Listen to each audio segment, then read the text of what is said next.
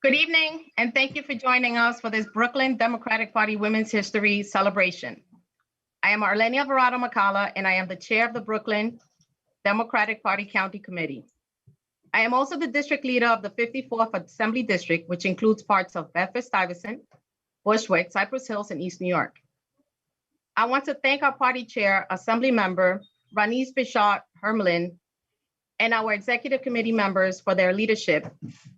At this moment, I want to honor our chair with a moment of silence as we grieve with her for the loss of her mother, who passed away last week.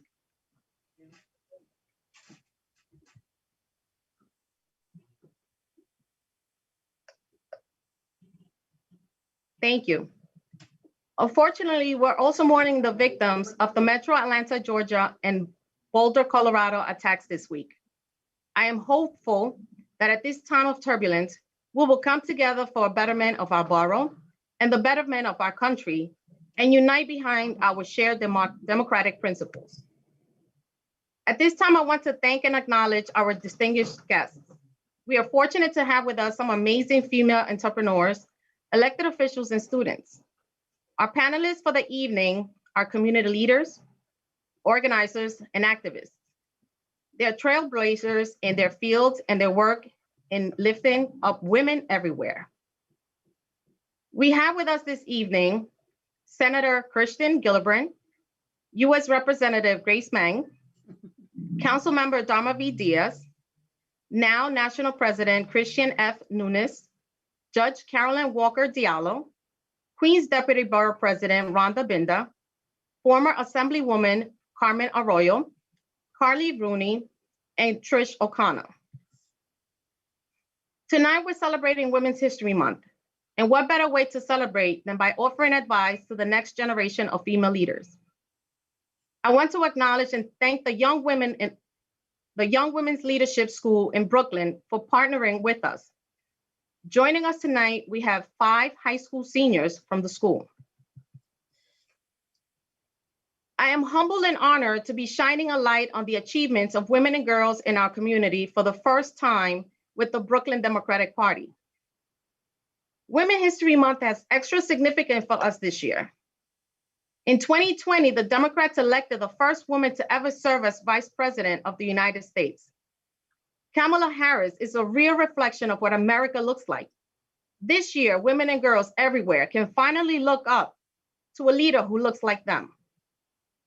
But while we celebrate these occasions, we must also reflect on areas where women continue to bear unequal burdens. Women, particularly women of color, make up the majority of America's essential workers. In addition to bearing an overwhelming share of essential jobs, nearly 3 million women left the workforce during the COVID-19 pandemic due to the effects of the gender pay gap, bearing unvaluable in their work and bearing a disproportionate share of caregiving responsibilities. This is evidenced by the fact that the number of mothers who left the workforce during the pandemic is 3 times that of fathers who left the workforce. Although we have made a lot of progress over the years, we still have a long way to go. As a Democrat, I am committed to fighting to end the gender discrimination and advocating for equal pay for equal work, fighting for universal childcare, and removing the gender bias from politics. I am committed to fighting for a future that will mean fewer firsts. Because in the words of the late Supreme Court Justice Ruth Bader Ginsburg, women belong in all places where the decisions are being made. It shouldn't be that women are the exception. We are here to make it so. Now we're going to hear from a leader and champion in gender equity, Senator Kirsten Gillibrand. Senator Gillibrand is the junior United States Senator from New York since 2009. Prior to that, she served as a member of the U.S. House of Representatives. She is a co-sponsor of the Assault Survivors, the Even Playing Field Act, and it is leading the fight to reform justice system for sexual assault survivors in the military and on college campuses. In 2013, as the chair of the Armed Forces Subcommittee on Personnel, she held the first Senate hearing on the issue of sexual assault in the military in almost a decade. She also continues to lead the fight in the Senate to protect access to healthy meals for struggling children, seniors, and veterans. We have the video for our Senator, please. Hi, I'm Senator Kirsten Gillibrand, and I'm so pleased to join the Brooklyn Democratic Party and all of you celebrate HerStory. I want to thank Brooklyn Democratic Party leader Rodneysi Bichat Hermeline, chair of the County Committee Arlene Alvarado Michaela, and the executive and state committee members for all you do for Brooklyn. And thank you to everyone who put this event together and to all the panelists for joining to celebrate the power of young women. I've been so inspired by seeing young women like you who have looked at all of the challenges we face as a country and realized that you don't have to wait to make a difference or take the lead. Young women have been organizing Black Lives Matter protests and marches across the country. Emma Gonzalez and her classmates formed March for Our Lives to push for gun violence prevention. Greta Thunberg and the young people in the Sunrise Movement are fighting to save our planet. Their voices matter. Your voices matter. We need your experiences and your perspectives to be a part of the conversation. Having more women's voices at the table makes a difference. When we put a government that looks like the people it represents, we change the conversation, we change the policies, and we change people's lives for the better. When I first ran for Congress, I ran in a district with twice as many Republicans as Democrats. No one but my mother thought I could win. But I worked hard every day, and I built support, and I proved everyone wrong. Don't give up on the things that matter to you. Keep organizing and keep speaking out for change. And when you feel ready to run for office, run. We need you. I hope you enjoy the rest of the event, and I can't wait to see where you all go from here.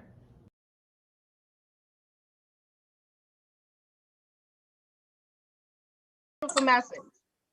This evening, we have two special guests. We will now hear from Councilmember Dharma V. Diaz, who is the chair of the Committee on Women and Gender Equity.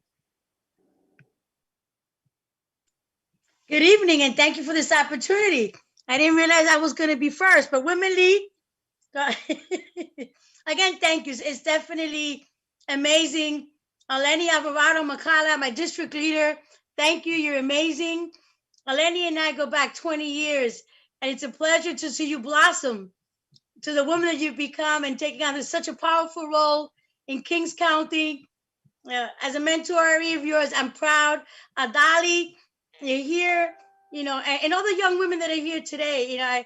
I've been a part of your process for many of you. The leaders that are here, it's your day to shine. Judge Walker, thank you for making yourself available. And I'm just here to say kudos to all of you tonight that have made it to where you've come. As a woman, it's been difficult for me, but that's my challenge. You can read it. You can read my bio and know my journey. But tonight I want to honestly sit back and be empowered and be refueled. As the chair of Women, Gender, and Equity, it's not an easy path to travel, but I know after stories like yours tonight, I'll be rejuvenated. So when I get up tomorrow for my first hearing at 9 o'clock in the morning, I'll just reflect on you all. Thank you. Thank you, Dharma. Also joining us this evening is a now National President, Christian F. Nunes. Yes, good evening, everyone.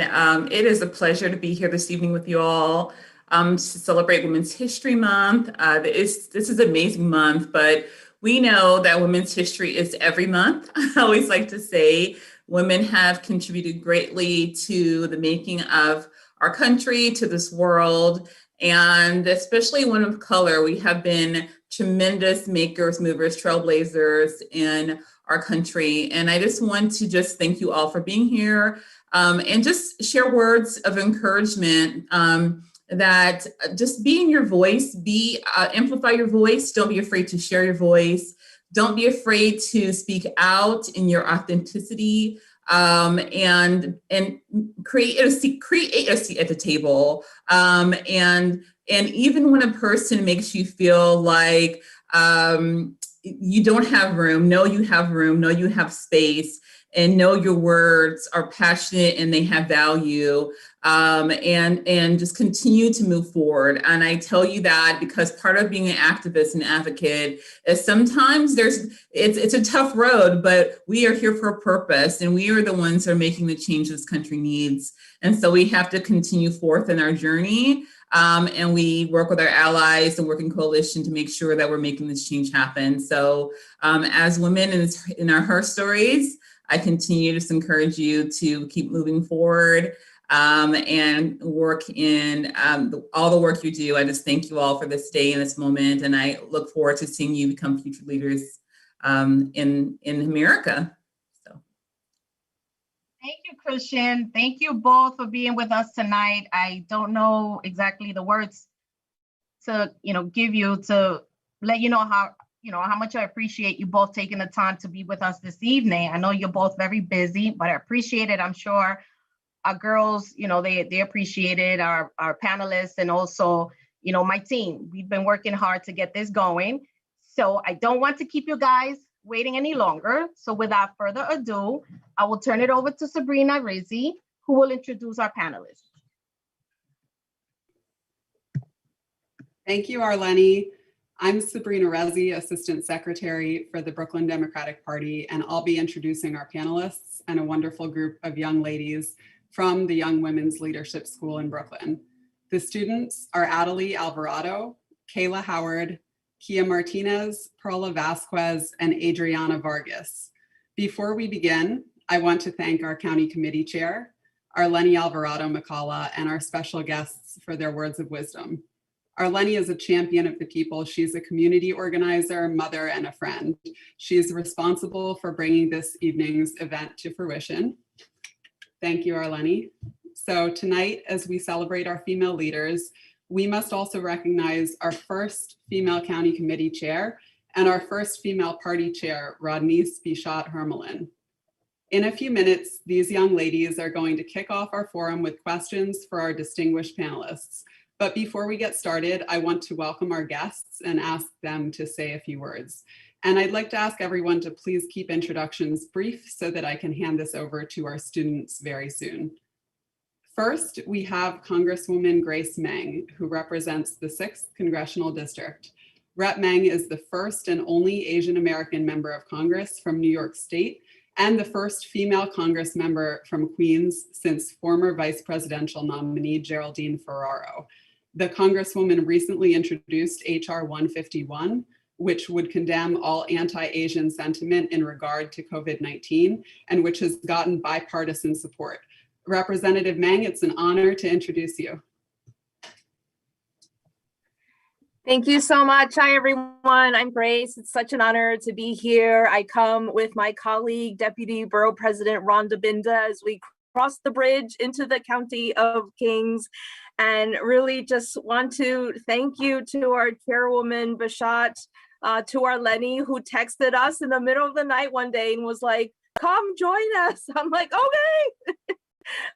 So, just to be here in celebration of our first female county chair during Women's History Month. And I actually never got the opportunity to serve with Rodneyce in the assembly, where I am an alum with our lovely assemblywoman, Carmen Arroyo. Thank you for your leadership for so many years as well. It's great to be with you again. But I have seen and watched Rodneyce lead, and I'm just very thankful for her leadership and to all of you. Too many to thank. I know I'm going to miss someone. Councilwoman Diaz, Christian, thank you for your words and your much needed leadership, especially in the last 4 years. To Carly and all my fellow panelists, just thank you for having me. Thank you for including me. I know we'll have the opportunity to chat more, but it's been a really tough time for our city, specifically the boroughs of Queens and Brooklyn, and we've been through so much, but I remain optimistic. And thank you to Brooklyn Democratic Party for helping us elect Joe Biden and Kamala Harris. You can now have your weekends back. We don't have to cringe every night, every few hours, because we don't know what news is going to pop up on Twitter or, from the former guy who was evicted from the White House. But the people in our boroughs have really suffered. So many of the essential workers and the families who have suffered so much loss were women. Just even talking about the discrimination that has happened to the Asian American community over the last year, 2/3 of the victims have been women. And so I'm so glad to have this space with all of you today to talk about our history, our experiences, because that is what's going to make us united together and succeed and, make more progress in the future. So thanks for having me.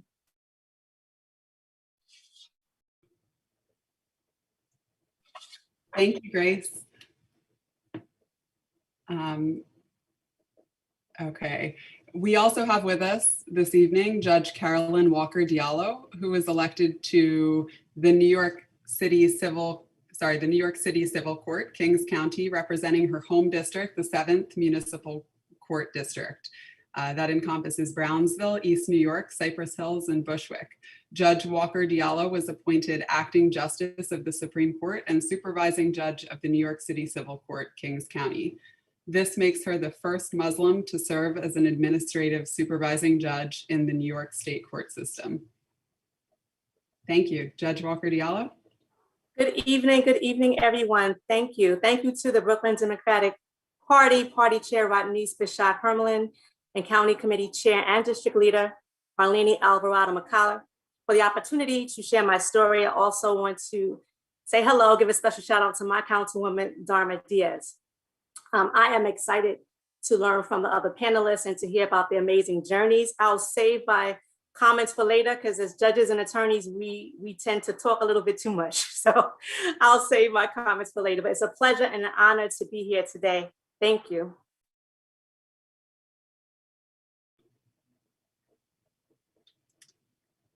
Thank you, Judge. Rhonda Binda is also with us this evening. Rhonda recently was appointed as Queens Deputy Borough President. She is an adjunct professor at Medgar Evers College at the City University of New York and served on both the 21st Century Government and Foreign Policy teams for the Biden-Harris 2020 presidential campaign. Rhonda is an internationally recognized People's Choice leader in building smart cities and connected communities. Welcome, Rhonda. Thank you very much. And it's such an honor to be here celebrating Women's History Month with all of you. And I have to thank our Congresswoman from Brooklyn today with me, as I used to do every week because I teach at Medgar Evers. Unfortunately, we're on Zoom now. So thank you for inviting me to be part of your program today with all of these amazing esteemed women. And thank you to Senator Gillibrand as well, and to Councilmember Diaz, who's part of her district does come over. So it's great to see the unity here. I did participate last year with the Progressive Dems Club and some of their programming, working with Congresswoman Clark. And I just think it's fantastic to see us working across the boroughs, across the city. And this year, I think, has been so important for us as women. Not only does it mark, crossing that line of 100 years of having our suffrage rights, but also with having the first vice president that's a woman. She's also a Caribbean woman, an African American woman, a South Asian woman. And I really think that we're at a moment where we are going to see many more doors open for us. And so I wanted just to say thank you for the invitation. I look forward to talking more tonight about our journeys and about how we can mentor younger women. There's nothing that I love more than doing that. I have a nonprofit that I founded in Queens for high school women as well. And so we took them all across the boroughs, the 5 boroughs, to meet mentors and to meet people in different industries that they could imagine that they could be like one day. And so I very much appreciate this opportunity to engage with younger women today as well. And I just wanted to say thank you. Thank you, Rhonda, and congratulations. Also with us this evening is former Assemblywoman Carmen Arroyo. The Honorable Carmen Arroyo is the first Hispanic woman elected to the New York State Assembly in 1994. Prior to that, in 1966, Arroyo organized a group of mothers and formed the South Bronx Action Group, where she was able to provide the community with services in employment, health, and adult education. She is a role model for the many who follow in her footsteps. Assemblywoman Arroyo, please introduce yourself. Hello. God bless each one of you. And it's an honor for me to be with so many young women from Brooklyn. I love all of you. God bless you. Don't hesitate to call if you need me, because those who know me know how I act. I can tell you as a Puerto Rican woman that came here so many years ago, I think that I doubled the age to half of you. And to tell you honestly, I'm 87 years old. I just negotiate my retirement, but I'm working more than I was working before.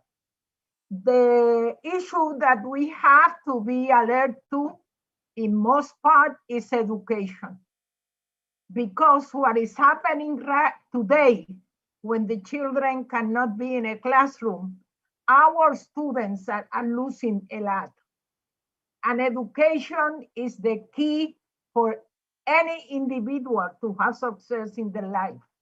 And those that are professionals know what I am talking about. But the other part that we have to make sure is that our young kids doesn't get in trouble, that they never get caught in nothing wrong that make them a record in the justice system. That is hard, it's tough, but I would like to tell you, beside that, I would like to have my sentiments and my love to the families that had lost so many people with the pandemic. And when these emergencies happen in our communities, it's the women that have to suffer the work, because most of the time it's the woman that is the head of the family. The other part that I want to tell all of you guys, we have to work carefully to make sure that Donald Trump doesn't come back. But when I say doesn't come back, that he cannot be even a candidate in 2024. I pray every day. I write poetry. I'm busy all the time, and now editing a book. And my sentiments to each one of you, and I repeat, God help me. If you need me in any time, I travel to your community and I help you in your community. I was born in Puerto Rico, and I'm very proud Puerto Rican woman. I'm a Hispanic woman. Don't call me other name, because that is Carmen Arroyo, the Puerto Rican woman from the Bronx. I love all of you. Thank you for this opportunity. Thank you. Thank you, Assemblywoman. Also joining us is Carly Roney. Carly is the founder of The Knot, America's leading wedding planning marketplace, and one of New York City's most successful internet companies. The Knot then expanded to The Nest to help build a home, and The Bump for pregnancy and early parenthood. She advises many female-founded startups and has served on Rent the Runway's board of directors since its inception. She is also on the board of two nonprofits, Power of Two and Brooklyn Community Foundation. Thanks for joining us, Carly. I'm so excited to be here. I feel like I'm among royalty. This is really such an incredible group of women. I was absolutely flattered to be able to join. I've had an extraordinary journey. I came to New York when I was 16, and after going to college, had the opportunity to build one of New York City's earliest internet companies. And by luck, and a lot of long nights and painful days. It was very successful. And I have been able to use the second part of my life to dive deep into my community here in Brooklyn. And I wake up every day thankful for all of you, not only young people coming up, gearing up to change the world, but also all of you in movement building and public service who are doing your very best to ensure that our families and young people and communities and businesses get to thrive. We have a beautiful city. We have so much power and opportunity, and it takes the women in the room always, I think, to make the right choices on behalf of everyone. And so I believe deeply in power networks of women. I'm so excited to be here. Thank you for inviting me to be a part of this, and I can't wait to hear everyone's story. Thank you. Thanks, Carly. We can't wait to hear your story as well. Finally, we have Trisha O'Connor, founder and executive director of the Real Estate Empowerment Coalition. She is also a board member of the New York State Department of State's Real Estate Board and a real estate instructor at Medgar Evers College. Trisha has written for numerous real estate news columns and has been a guest and featured on numerous radio and news publications. Trisha, thanks for joining us. Thank you so much for having me. I'm honored to be here with all of you. I want to thank Assemblywoman Bichot and Ms. Alvarado for putting on a great event. A special shout out to Deputy President Biden, my sister, and Councilwoman Diaz, my sister. I love you. I'm honored to be here because it's always a great opportunity to be in a room, even if it's virtual, with other women who are doing great and amazing things and are so inspirational, because I can't wait to hear your stories. I want to be able to sit back and be empowered so I can continue sharing with other young women. As a young woman coming up, you know the struggles we've had. We've had the struggles in the workplace, we've had the struggles in real estate. But when we come together and we really push together and we're able to do it. So I'm very proud of everyone here, very, very proud of everyone here, and I can't wait to hear your stories. Thank you again. Thank you, Trisha. Now I'm going to turn this panel over to our students. We will go in alphabetical order of last name, starting with Adelie Alvarado. Adelie, please let the audience know where you go to school and what grade you're in before addressing the panel. Thanks so much. Good evening, panelists and Madam Chair Alvarado Macala. My name is Adelie Alvarado. I'm a senior graduate 2021 at Young Women's Leadership School of Brooklyn.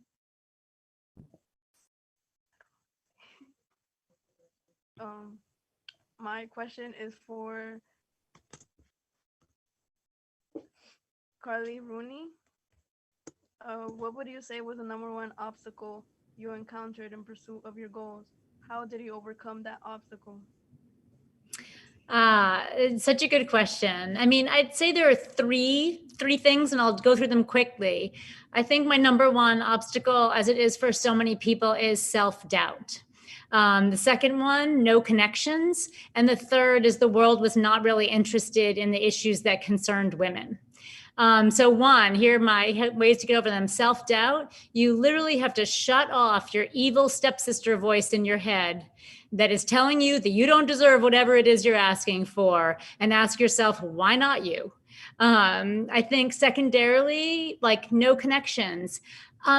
I just didn't grow up with connections. I just didn't have, it felt like everyone else had like a plenty of people to help them find money or, you know, power. And I just, the only answer with no connections is to ask for connections, to go out and either randomly ask people on LinkedIn or ask the people that you know to ask people. That's what building networks is, one of your biggest jobs as women, and to care for it carefully. And 3, the world not being interested in women. They just aren't interested in women's problems in general. That's changing, thank God. But the secret I always found is if they're not interested in women's problems, make it about money. Everyone's interested in money, whether it's a way to make more money or the way that could help the economy in terms of money. And so just to think differently, you have to sort of put yourself in other people's points of view, particularly if you're looking for startup funding or something like that. But those are my three biggest challenges building my career and my solutions for them. Such a great question. Thank you. Thank you.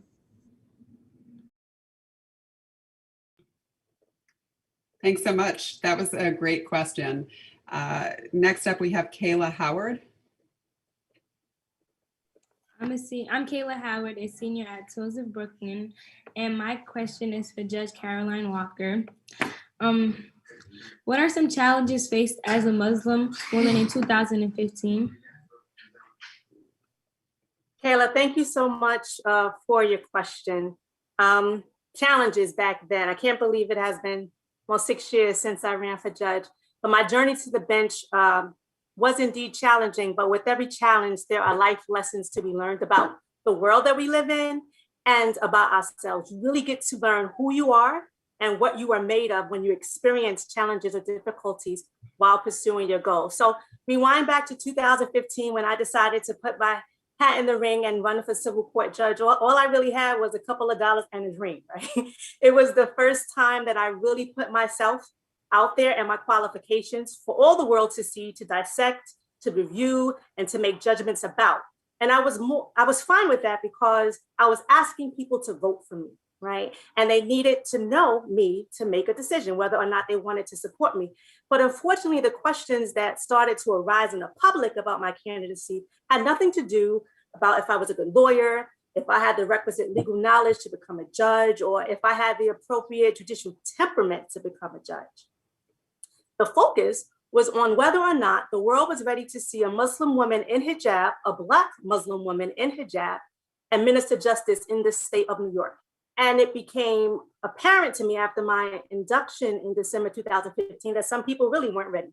I received hate mail, death threats, a slew of negative media coverage. But as Frederick Douglass once said, without struggle, there is no progress. And there were people before me who had gone through so much, to set the way. So I must say, though, the bright spot during that very difficult time was my fellow Brooklynites and other people from the city were so supportive of my historic run. And that kept me going during those challenges times. So once I took the bench, I stayed committed to what I ran on, which was serving as a judge with integrity, compassion, and a commitment to equality under the law. And over the past 5 years, that's what I've done. And in 2019, I was appointed to run what we call this People's Court, which is the civil court. So has my journey been difficult or challenging? Absolutely. But has it been worth it? No doubt. Thank you for your question. Thank you. Thank you. Some great advice. Next, we have Kia Martinez. If you'll please let the audience know where you go to school and what grade you're in, and then you can go ahead and address the panel. Hello, everyone. My name is Kia Martinez. I'm a 12th grader, just as my fellows.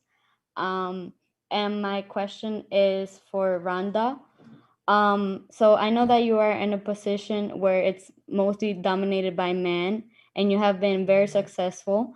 And so it kind of goes along with what my fellow said. What are some challenges that you faced along the way to get to where you are at now? And what are some things that helped you face those challenges? Thank you for that thoughtful question.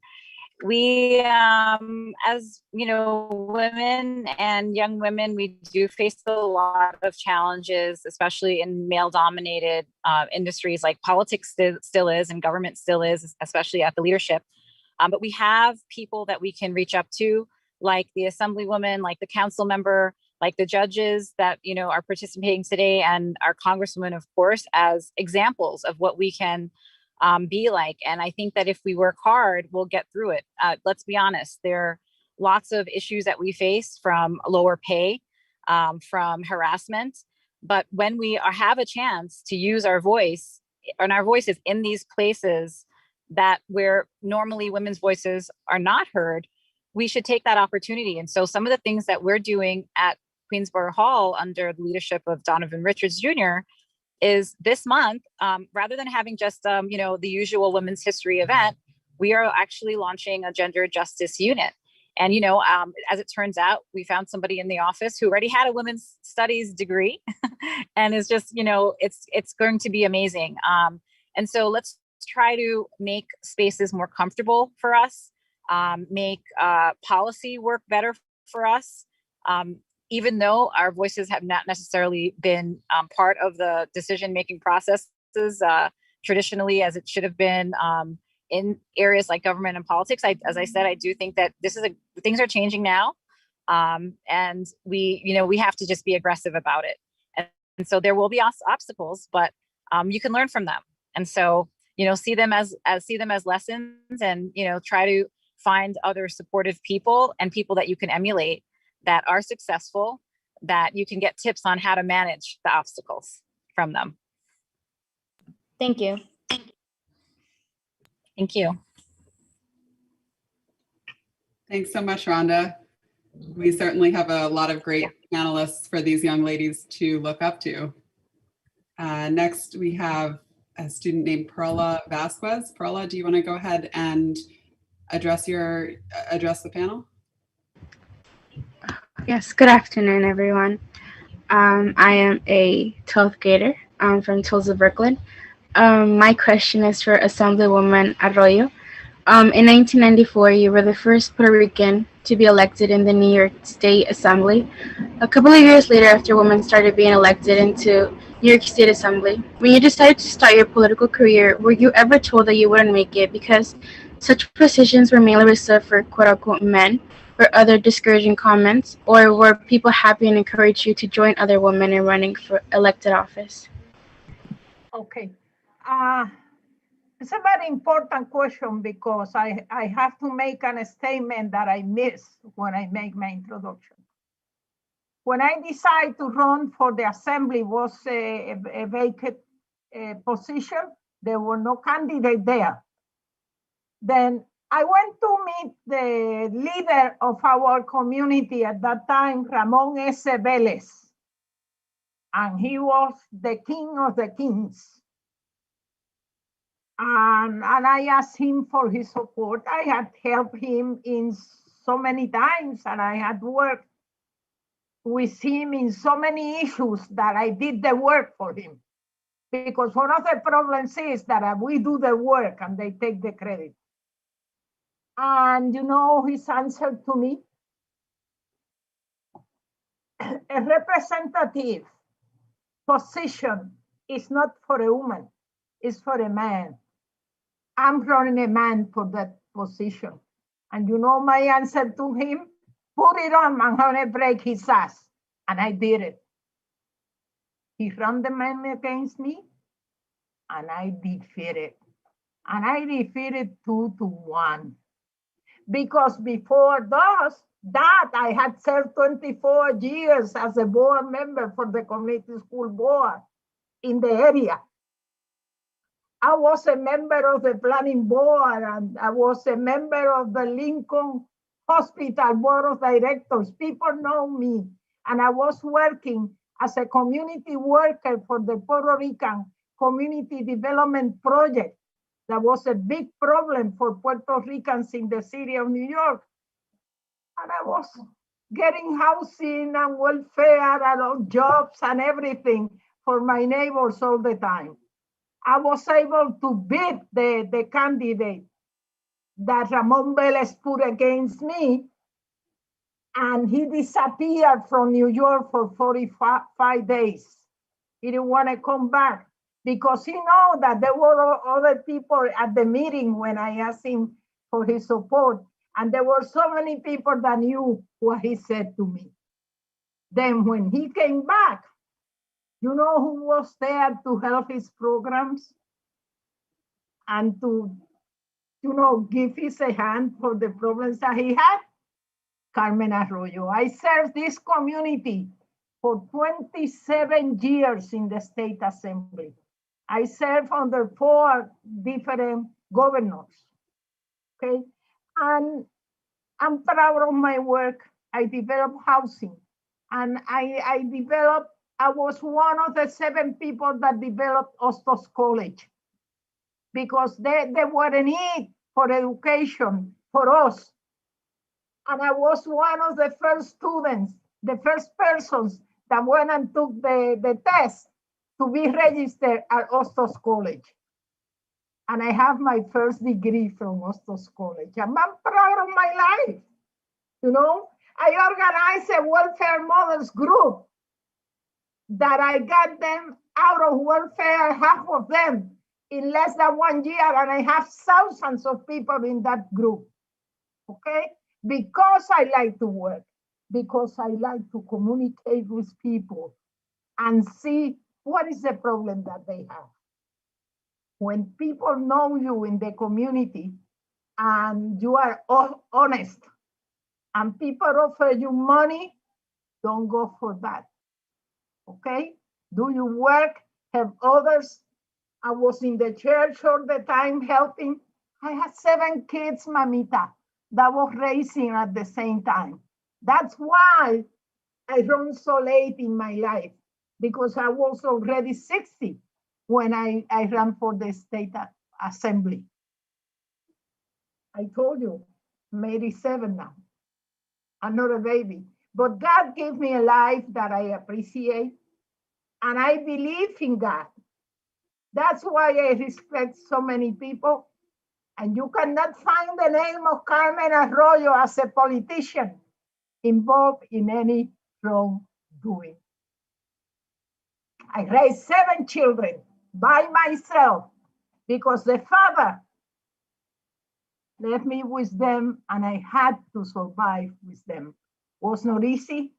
That's why I'm telling you. And education is so important that your children and your families and the members of your family should take education first, no matter what. As a woman, don't allow anyone to come next to you to put you away of the way that on what you are doing. God bless you. And all that you have to do is believe in yourself, but believe in God. Un chupito de agua.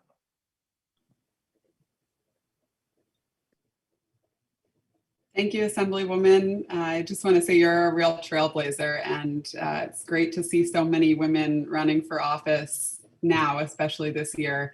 I'm sure that is at least in part thanks to the example that you set, showing the younger generation that that's possible.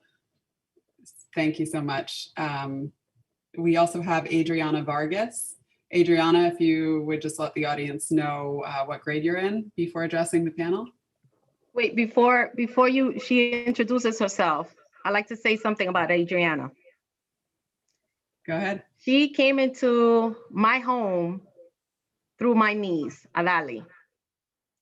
And she's taken on a little role in my life. So I'm glad that she was asked by Adali if she wanted to join tonight's event. They don't go to the same school, but sometimes they act like little sisters. So I was more than happy to open up this invitation to her so she can also experience what Adali is experiencing at this moment, because I want her to also be a leader. So Adriana, I want to welcome you to this family, because it becomes a family. So I welcome you with open arms, and you have so many women on this panel that you have a lot of knowledge that you will take with you. So I hope you're taking advantage of this opportunity. And I know we're going to have a lot of conversations after this. Love you. Hi, my name is Adriana Vargas. I'm a senior at High School Hospitality Management. My question is to Grace Meng. While pursuing your career, did you ever feel intimidated when you were in a room or meeting that were mostly men? Did you ever feel like your voice wasn't heard? Oh, Adriana, I want to thank you for that question. That question is tailor-made for me, and I'll guess a lot of other people on this Zoom tonight. I want to tell you that when I was growing up, I was a very shy kid. I would sit in the back of the classroom if I could, because I thought I could disappear and the teacher wouldn't call on me. I was so shy. My personality is pretty introverted. Clearly, I chose the wrong profession by going into politics. Makes no sense. And long story short, fast forward, I'm in politics and I work in the world of government. My colleagues, over 75% of my colleagues are men. 75% of my colleagues are male. So while this year's Congress is the most diverse ever in the history of the United States, we still have a long way to go. So yes, there have been so many times from when I was in school to my internships and even where I work today, where I will often walk into a room and I might be the only woman. Now, remembering my personality as someone who's very shy, scared to talk, scared to ask questions, what I try to do before I go into a meeting or before I go into a room where I suspect that it will be mostly men, I try to prepare myself, because women work harder, we multitask, and we prepare better.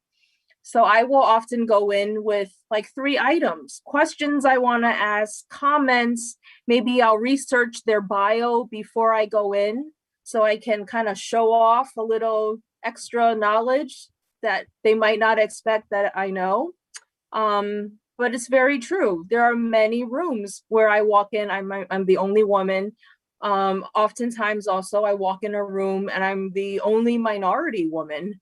And so I will say that it can be very intimidating, but I will say that part of the reason for us being where we are, for you and I being on this Zoom, and for you being a part of this program in your life, is because we're here to change the standard, right? We don't have to sound like, act like the men do in order to be successful, but we were kind of taught that, right? And so we are here to change the standard, that it's okay to look like us. It's okay that our story, our background is a little weirder than the other people in the room. But you also represent a lot of people whose voices are not represented in that room. So be confident, do not be intimidated. You are there to tell not only your story, but their stories as well. So we have to collectively, whenever you are, think of this room, think of all the impactful women on this call today, just channel our energy and don't be intimidated. And I'll do the same. Okay, thank you. Thank you, Congresswoman. And I saw you doing just that, rebuking one of your colleagues' unfortunate remarks the other day, and I heard you on WNYC, which was great. I also know your staff mentioned that you have to leave a little bit early tonight. So I want to actually hand it back over to Adriana, who I believe has another question for you. And we're grateful to have you with us again. Adriana, do you want to go ahead with your second question? Yeah. You have been talking about the escalating and bias violence towards Asian Americans. Can you tell us about your personal experiences where you see things going and what we can do to help de-escalate it? targeted / violence, hate speech if we witness Asian hate? Sure, thank you for the question. Look, hatred and discrimination against all our communities, including Asian Americans, is nothing new. I bet everyone on this call has been subject to some sort of discrimination or unfair and ugly comment. I will say that this is kind of a stereotype, but this is kind of true. The Asian American community has sort of grown up being taught not to rock the boat, mind your own business, just keep quiet. We look different. So if you kind of blend in enough, you'll be seen as American enough. You won't be seen as a foreigner. And so now what I've really seen as a challenge is to tell my parents' generation, my grandparents' generation, you can't keep quiet anymore. You have to speak up, not for yourself, but to prevent these things from happening to other people. I was talking to some other Asian Americans who said the advocacy muscle in the Asian American community is a little weak. It needs to be strengthened, it needs to be refined. And many of us who feel more comfortable advocating for our communities now, we've learned it from the Black and Latino communities. We have learned it from our brothers and sisters, where there have been many rooms where I have been in, where there are no other Asian Americans, but I have a female Black colleague who always stands up for me, and she will speak up before me and say things like, I'm here to make sure that the Asian community is represented, right? Like, she says that, and by watching her, I've learned how to be a better advocate. So these incidents in the last year are not new. They were really empowered by the former president, who basically used words like Kung Flu and made people believe that Asian people brought the virus here. And so they're very hurtful comments. But I will say that I'm very hopeful. I am so heartened in the last few weeks. We have seen leaders from Black, Latino, all sorts of communities around the country speak out in support of the Asian American community. And I said to myself, I've never seen in my whole life this many non-Asians speak up out of love for the Asian American community. I'm so heartened. But again, we are at this moment in time that is so important. We have to teach our communities lessons that might not have ever been taught. We have to address racism that comes at our communities, but also racism that might exist within our communities. So today, for example, I said to a Asian newspaper, I said, be consistent with the words that you use. When you're talking about an attacker, do you use the same words and descriptions when it's someone who's Black versus someone who's white? We have to be very conscious of the words that we're using and the narratives that we're creating. A young activist said recently that the answer to racism is never more racism, it's solidarity. And so I believe with Black, Latino, Asian, and women, guys, these are the demographics. We are the majority, all of us. And that's kind of true in Congress. I don't know if the men realize that, but we can really come a long way together and really learn from each other. And if we move together, we will achieve more progress and achieve it faster. Thank you. Thank you. Representative Meng, if you don't mind, I want to ask you one more question, and then we can move on to Trisha, who I don't think has had a chance to respond yet. But this is something that I think hits close to home, and we're seeing, because we have young women on the call, I want to ask you this because I see we have an increasing number of young people that are becoming victims of gun violence. So I'm wondering what you think we as a party, we as students and activists can do to advocate for sensible action to address the gun violence. And then the second part of my question is there any legislation you're sponsoring now that you would like to tell us about? Sure. Well, first of all, I know that Congress has been obviously working on legislation. HR 8, I believe, is the number that would provide more gun safety laws in this country. We are hearing a lot about voting rights in Georgia, where the tragedies just happened. It is literally easier to buy a gun than it is to register to vote. The person in Georgia who attacked and killed those 8 people just bought a rifle, a gun, that same day. I especially appreciate legislation called the Charleston loophole that was proposed by Representative Clyburn from South Carolina, because the laws in South Carolina and in many parts of the country are that if you're going for a background check to ask if you can buy a gun, if you don't hear back in, I forgot if it's like 3 days or 5 days, they automatically say, okay, I guess you can buy one because 5 days have passed, right? Like that wait period says nothing about, whether the person should be able to own a firearm. And so I would say just continue to push for legislation. This is one of the movements that have been led by young people who have been impacted by gun violence more than any other group. Ask any of our kids, right? They know how to act in an active drill and in a lockdown. They know how to act. And I never had to practice that when I was a kid growing up. And it's just so unfair to them. And also just getting involved in elections, who you elect matters. We need to pass gun safety legislation. And so get involved in the groups. You can even just do it virtually. There's a lot of actions that you can just follow online.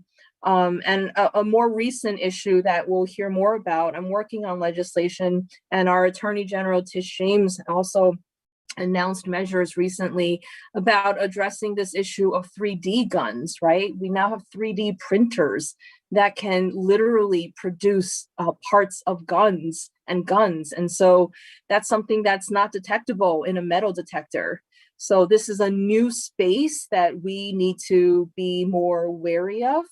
And so I think you'll look for more opportunities to get involved, unfortunately, in that space as well. Thank you, Congresswoman.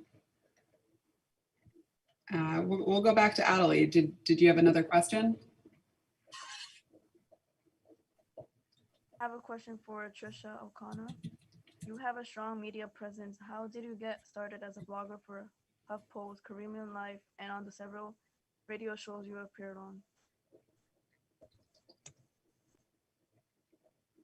I think Trisha is muted. Can you unmute, please? Sorry about that. Thank you for the question. I really just started by educating myself. I made sure that I was attending workshops. I would make sure, I would go through the papers, and they all have community calendars. So I would take as many workshops as I could, especially when I started both my community and my real estate about a year after high school. So I knew I needed to be out there. I was in the library taking courses. The library that gave real estate classes, business classes for free. And once I started getting all that information, I wanted to share the information back with the community.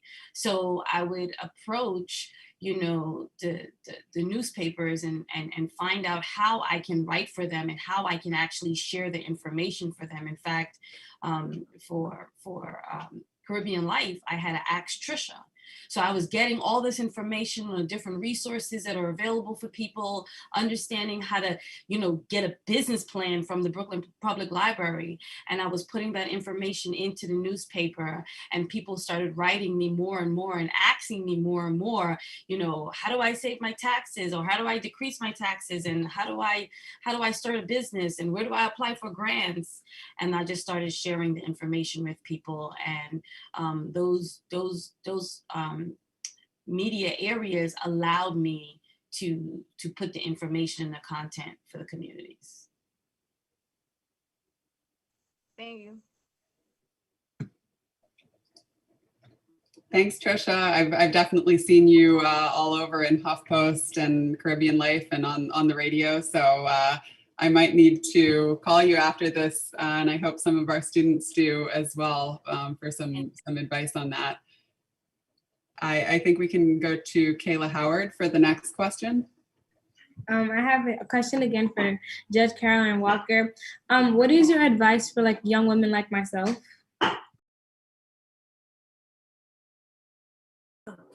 Thank you for the question, Kayla. My advice to you and to all young women is that you are the author of the only dictionary that defines you. You belong in any room where you want to be. And when you're in these rooms and sitting at these tables, helping to make decisions, even if you have to bring your own chair or a table extension, be there and be your authentic self. And you know what, when you are your authentic self, people respect that. They may not like you, and it's not a popularity contest, right? But they will have to respect you showing up as yourself. In addition, I cannot emphasize enough the importance of dedicating yourself to a life of working hard and working smart and striving for excellence in all that you do. I always say somebody may be smarter than me, and I think I'm pretty smart, but they may be smarter than me, but they cannot outwork me. That's one thing they will not do, is outwork me, right?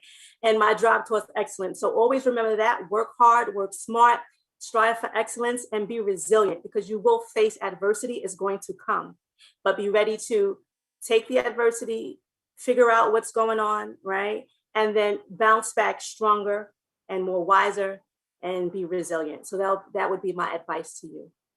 Thank you for the question. Thanks, Judge. I actually have a follow-up to that because we have so many students on with us this evening. I want to ask if you can speak about the importance of education in your career. And I know, you know, a lot of young women that are tuning in may be interested in a career in public service. And I know that, you know, law school is a common trajectory for a lot of people that are interested in this career path. Can you speak to that? I mean, definitely, you know, the state of New York is very large, and each county has its own rules. But within the city of New York, to be a civil court judge and to be a New York State Supreme Court judge, you have to have, one, go to law school. So before that, you have to have gone to college, right? So after high school, you have your college, and then you go on to law school. You have 3 years of law school. If you want to be a civil court judge, you have to practice law for 10 years. And be a good lawyer before you are elected to the civil court. Supreme Court, the requirement is also 10 years of legal experience. For the most part, many people become civil court judges first and then move on to Supreme Court. If you want to be a housing court judge, you need 5 years legal experience, but you still have to go to college and you still have to go to law school. And then we have criminal court, and then we have family court judges. So education itself, and this is just the city of New York, I'm not going to talk about the upstate counties, right?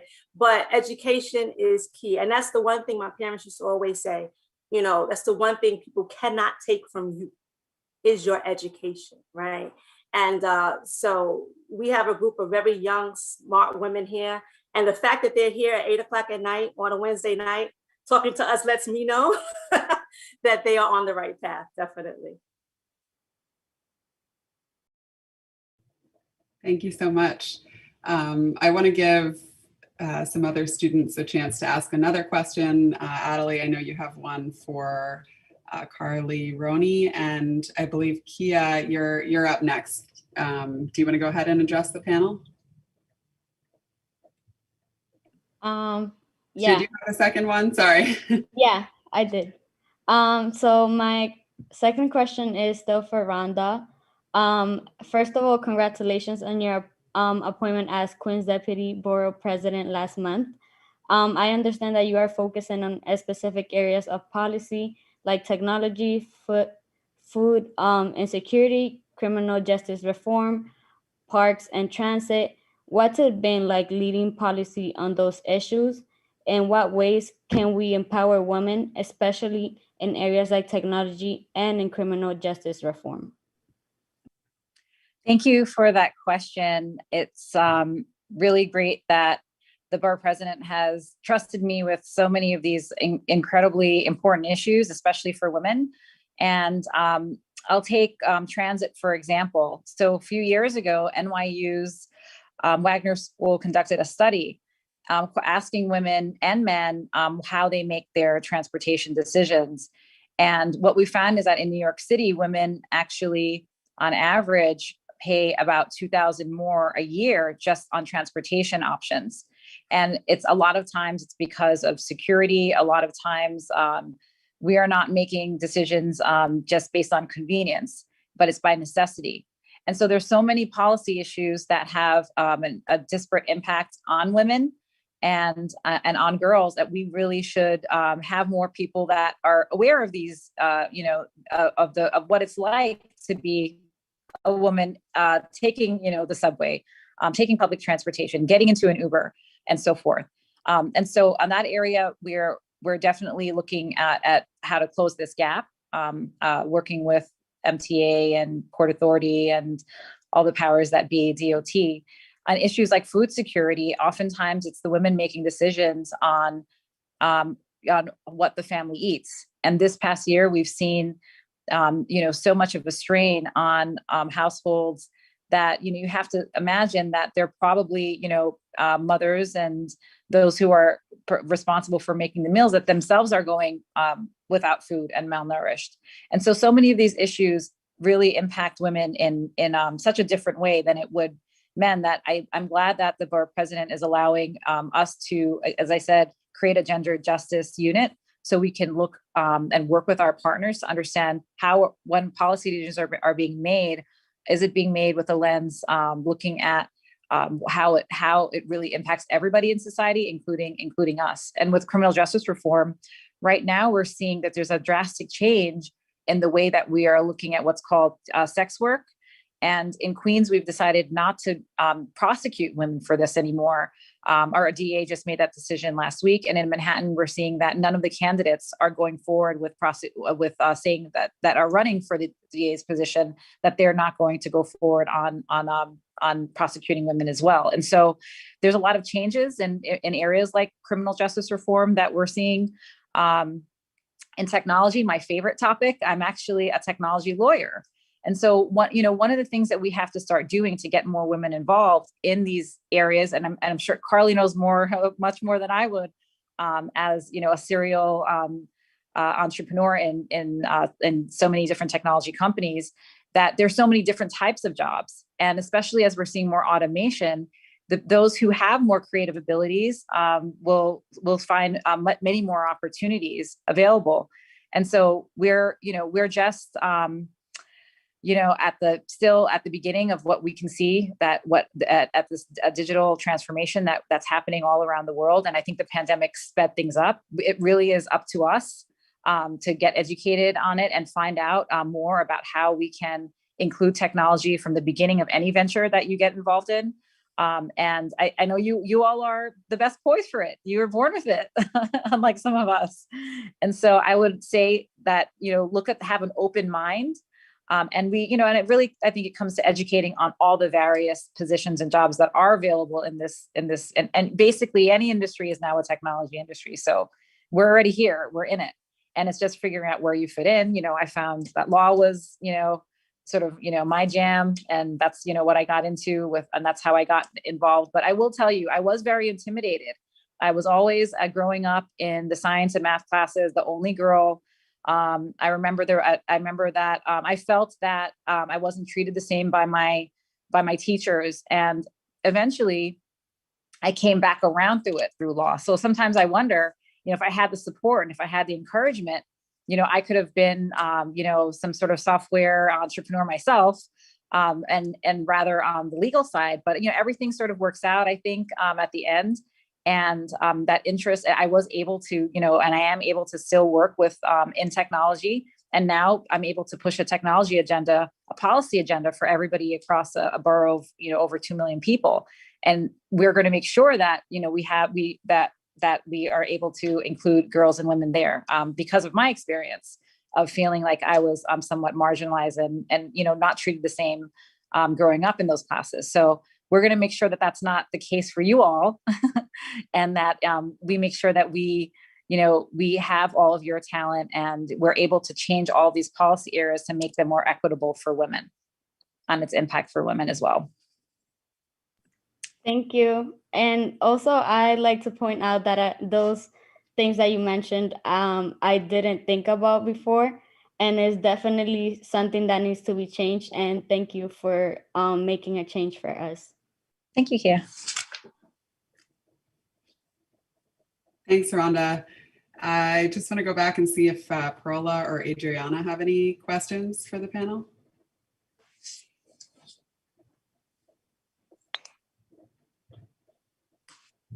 Any second questions, third questions? No, I don't have any other questions.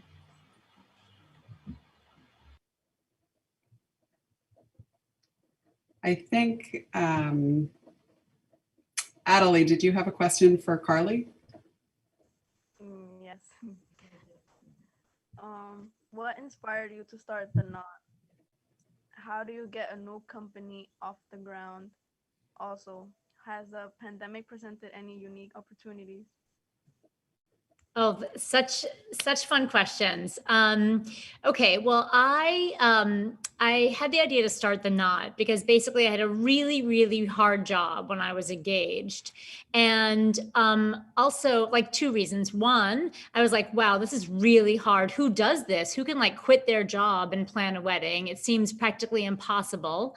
And I also, I was marrying, my husband is Chinese American, and I was marrying him, and I was like looking at wedding magazines, and I was like, God, it looks like there's no people of color in America if you looked at these magazines. And I felt really like uncomfortable that it didn't reflect my reality.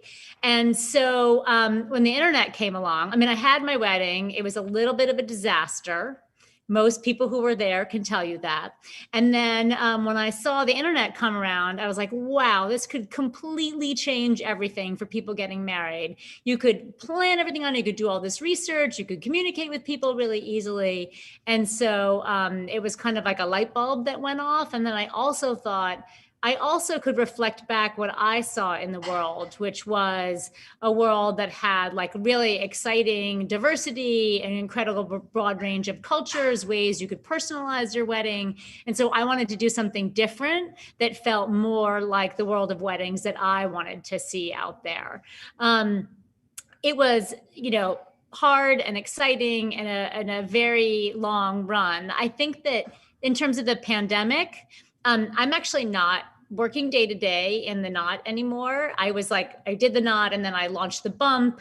And then after like 20 years doing that, I was like sort of wanted to move on to something kind of exciting new to do. So that's when I started to work more with startups, and that's Rent the Runway, which is where people can get like a Netflix subscription, but instead to fashion, so that they don't need to buy everything. You can just borrow it, wear it, and send it back and let them deal with the dry cleaning and all of that.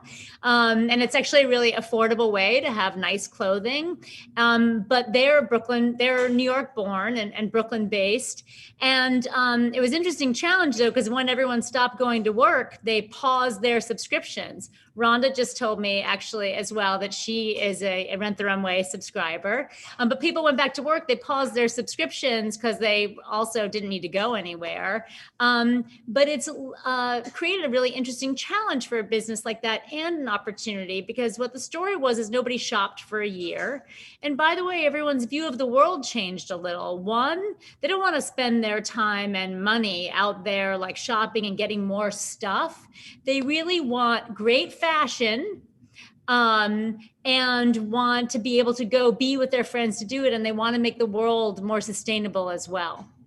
So we have a really unique opportunity to give people the feeling of shopping, because you're getting cool new things all the time, but in a way that's more sustainable for the planet.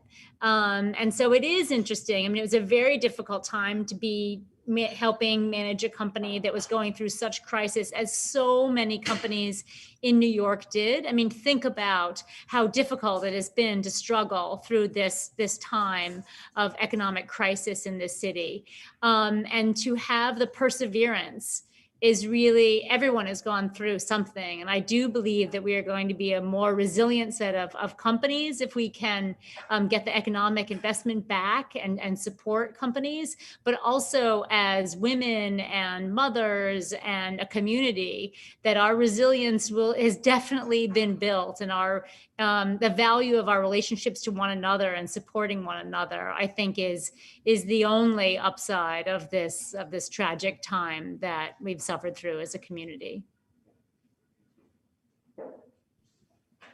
Wow, thanks so much. I think we've all used Rent the Runway, and some of the Dharma shaking her head. I need to send Dharma a Rent the Runway box ASAP. And the Bump, which was, really the only app I knew of when I was pregnant with my kids. So thanks so much. Thank you all for your support. That's like community of women. Thank you. That's what it's all about. Arlene, did you want to chime in with any questions before we wrap up? I really don't have a question. I just realized that no matter in what field you're in, we all have the same struggles. We're women. And we're seen as just women. So the work that we put in is twice or sometimes even 3 times as hard. And it is unjust because this, including the young ladies we have here, you're going above and beyond the call of duty. You have families, you want to have a life, but yet you pause all of that to do for others. At the beginning of the pandemic, I work at Woodhull Hospital, so I'm a healthcare worker. And throughout the pandemic, I worked. And it's thankless, but it's fulfilling. So I don't know if that's because we're women, we find hard work hard, but fulfilling. We find joy in doing what we do, no matter how hard it becomes. And then we're able to look back and say, we did it. And I think that that's the joy that we get out of the hard work we put into anything we do. We look back and say, we did it. We don't take anything for granted because it wasn't given to us. It wasn't thrown at us. We had to find it, grab it, and run with it. And I think that that's what you all have done. You have taken the bull by the horns, ran with it, made it yours, and you have something to look back and say, I got this, I did it, and I'm keeping it. Because we're not gonna allow anybody to come in between us and our goals and take it away from us. I'm just starting a career in, I'll call it politics. Thank you, Councilwoman Dharma Diaz. And I think I do have a small question for a big woman that since I read about her, I was mesmerized. To me, it's amazing to hear where someone is coming from and how far they go when they set their mind to something. Carmen Arroyo, I am beyond words at the work that you've done to become the first Puerto Rican Latina to be elected to legislature. I am the first Latina to hold the county committee chair. I am the first Honduran to hold district leadership in the 54th. So to me, those are big leaps for me personally. So to hear, stories from each and every one of you was like, wow, I'm also learning. It's not just, my high school students that are learning from you guys. I'm learning that there's more out there for the grabbing. And we all have to go out there and just continue to press hard, get what we want, and let it work for us. So I do have a question for the former Assemblywoman Arroyo. As an upcoming little politician that I am today, what advice would you give me personally so that I'll be able to fill in your shoes someday? I want to be able to say, I was taught by Carmen Arroyo. This is what she taught me. What advice do you have for me? First of all, you have to have faith in God, because sometimes we don't understand what we are. We are made by God, and He gave us the route that we have to take. We have to be careful and take it carefully to make sure that we are going to comply with His demand. I thank God every day for the opportunity that He gave me. But you know something, in the process, I went to school, I went to college, because I was sick and tired of doing the guys' work. They had no education, and I was doing that job, and they were getting the money and the credit. That's why I went back to school, and I got my education, and I got my degree. And you know what? After I got the degrees, nobody asked for them. Because then people start to respect you and to make sure that they don't look at you twice. You have your degree, you can compete with anyone. But after that, if you are involved in an issue, read, learn, and listen. Listen to the others. We were talking about the assembly a few minutes ago, because the congresswoman was an assemblywoman in at the same time that I was there. We worked together. The most of the men that are there are idiots. You should see what they do. And then knowing that I'm better than them in terms of my intelligence, then I'm not going to argue with them. I'm going to do my job, and I'm going to do it carefully and learn how to do it. And I have questions, I look for help. I look for answers, and never be afraid. Okay? The history that I have, I was the first one in my seat in the assembly, and I was the last one to leave in the evening. I was responsible. Therefore, I could get more information than those that go to the bar instead of sitting in the chambers, because that is what happened. And you know something, and I have to say this, because what I'm going to say is not an offense. Is in the knowledge and the experience that I acquired, I should say this. In this country, the people that made this country are not around anymore. They left their children, they left their families, and those that grew up after they left are a bunch of idiots.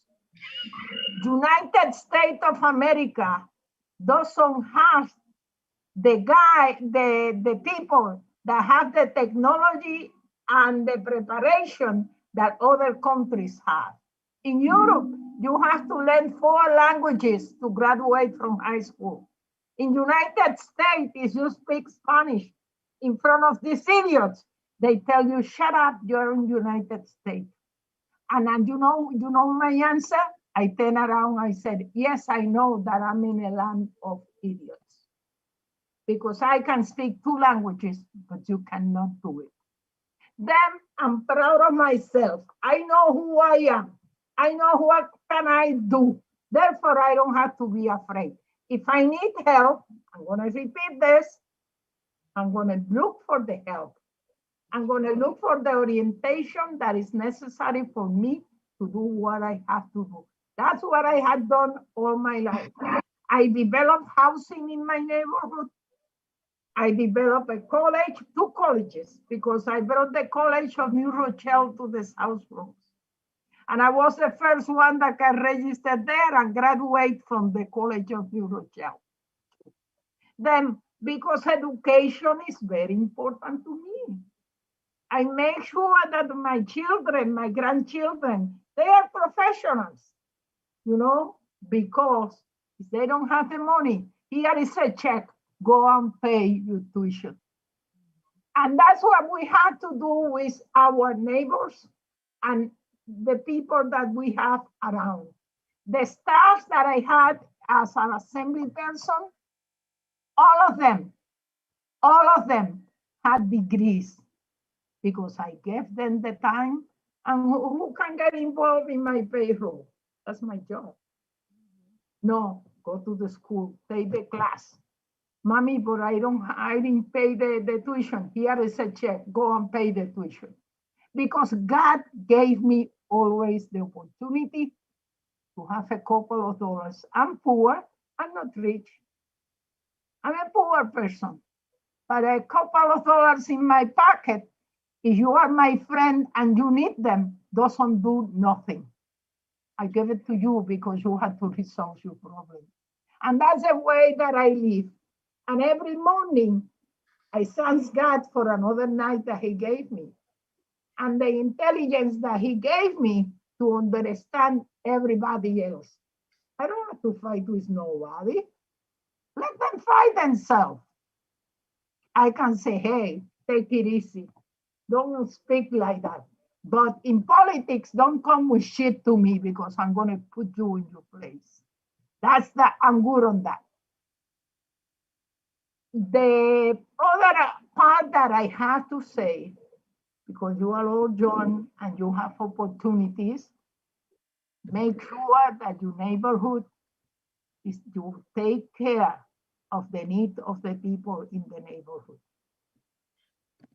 And if we have to take a person that is in drugs and we see him in the corner every day, I don't give them money.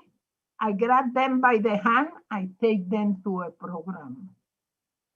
Then when I sit them in the program and I see that that person is gonna be serious, is gonna be there, say, go and visit me. I'm gonna have something for you. Then I can give them a couple of dollars. Because if we understand and say, I don't look at that guy because he's a drug addict, he's a member of my community. As a mother and a father and a family, we have to take care of them. But it's not giving them money that we are taking care of them. We have to take care of the programs that help them. Or I call a program, I say, listen, and make it. But you know what I do when I have to help a person? I grab that person by the hand and I walk to the place with the person. Doesn't matter. If it's in a school, it's a parent, I go to the parent, with the parent to the school. You know, I face the problem with the person because what I am doing in the process is helping that person to learn how to resolve their own problems. Okay? Thank you so much. Remember always that you are there because God had you there to do a job.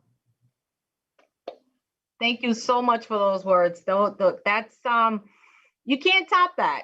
You know, that's a lot of wisdom. You know, that's something for our young ladies to, you know, take back with them and think about it as they think about where they're gonna go after they graduate, you know, which is gonna happen in the next couple of months. You have a decision to make where you're gonna go to college, and you have to do it soon. So I think now you have a lot of knowledge, a lot of wisdom has been given to you for you to make the right choice for yourselves. And you know what? You can always, you know, come back to us if you have any questions, you have any doubts, you know, you need any encouragement. I'm always giving them. I'm always ready for a pep talk. So it's about your communication and, you know, knowing that you have a network of people that are willing and able to give you that you know, that word that you're just looking for one word. We're there for you. You know, we want to give you that encouragement. So you know, I think that we've exhausted ourselves to a lot of knowledge. You know, we gave out a lot today, and I'm happy. I am so, you know, proud of everybody on this panel. So proud of the young girls, the young ladies, you know, the women, you know, a lot of them will be going out there come November, you know, and they'll have that first step. And new voters and everything. So, I had to say that. So I'm very blessed to have had this time with you guys. I really appreciate the time that you took to be here with us, and and it's amazing. Thank you so much. Each and every one of you have given me so much. So as much as you've given me, I give back to you. And I hope that this is the first of many chats that we'll have among women and young women, so that we could continue to be trailblazers and opening up doors for our youth that they're coming behind us. So I will leave you guys with that. Thank you so much. And until next time, we will definitely be doing this.